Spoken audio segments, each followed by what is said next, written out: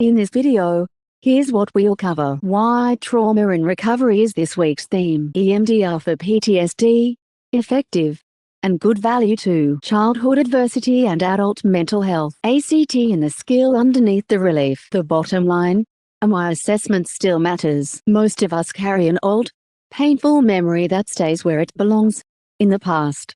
But trauma can work differently. It can begin in childhood and echo for decades, or it can arrive in a single overwhelming moment, and it sits underneath far more mental health struggles than most people realize. So this week, I want to share some hopeful news from the research desk about how the mind is hurt by trauma, and how it heals. First, a word on how I do this. I only draw from credible, primary sources, peer-reviewed journals, universities, and official health bodies, and I treat new research as emerging, not settled. A single study rarely changes clinical practice on its own. With that in mind, 3 studies cross my desk this week. One on EMDR, one on childhood adversity, and one on acceptance and commitment therapy. Read together.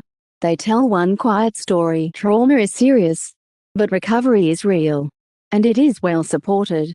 Let me start with the first one. EMDR stands for eye movement desensitization and reprocessing. It is a structured therapy that helps the brain reprocess stuck trauma memories, often using gentle side-to-side eye movements. It is already recommended as a first-line trauma treatment by the World Health Organization. This week, a new review in the British Journal of Psychology added useful detail. Researchers pulled 29 randomized trials and a core study, and 2 things stood out. First, it works. EMDR was about as effective as trauma-focused CBT, the other leading trauma therapy, and clearly better than waiting for care, with large effects after treatment and at the 3-month follow-up. Second, it is good value. In the one economic model available, EMDR was the most cost-effective option out of 11, and it tended to take less of a person's time than the alternatives.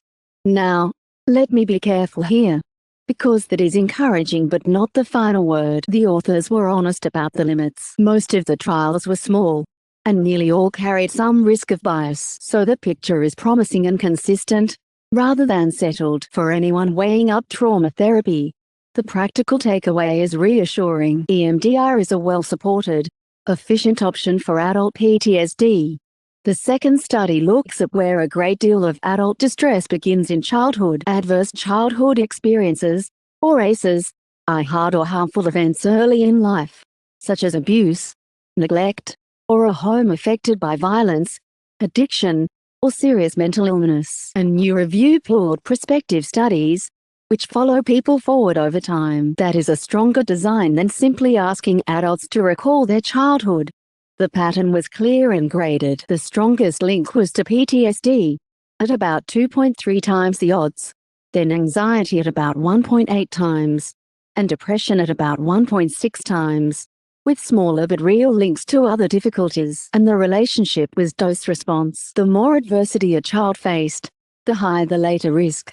This one I report slowly, because the headline can frighten parents. Raised risk is not the same as certainty. Many children who face hardship grow up well, particularly when they have at least one safe, steady relationship and timely support. The value of a study like this is the opposite of fatalism. It tells us that early, trauma-informed help really matters, and that childhood difficulty deserves attention rather than a hope that they will simply grow out of it. In children, that help often looks like play, not talk.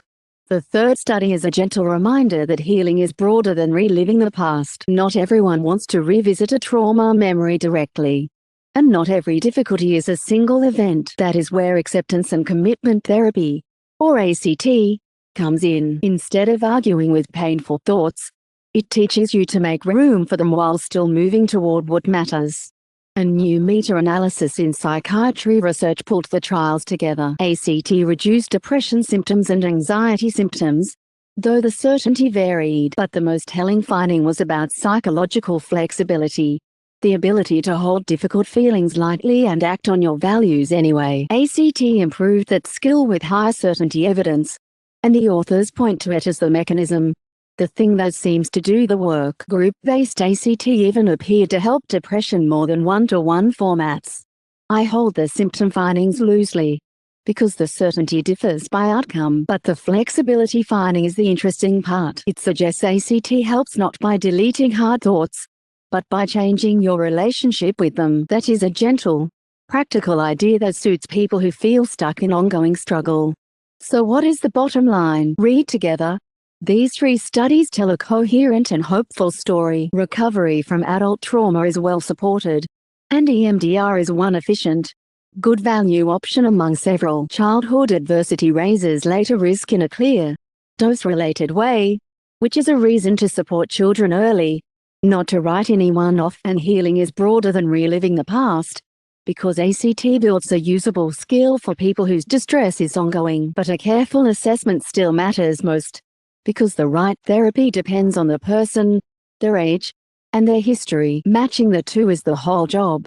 If trauma, recent or long past, your own or your child's, is shaping daily life, you do not have to work it out alone. Our team at Potentialz Unlimited in Bella Vista offers comprehensive, evidence-based trauma assessment and therapy for adults and children. You can read the full roundup, or get in touch, using the links in the description below. Before you go, here's a quick recap of what we covered. Why trauma in recovery is this week's theme. EMDR for PTSD, effective, and good value to childhood adversity and adult mental health. ACT in the skill underneath the relief. The bottom line, and why assessment still matters.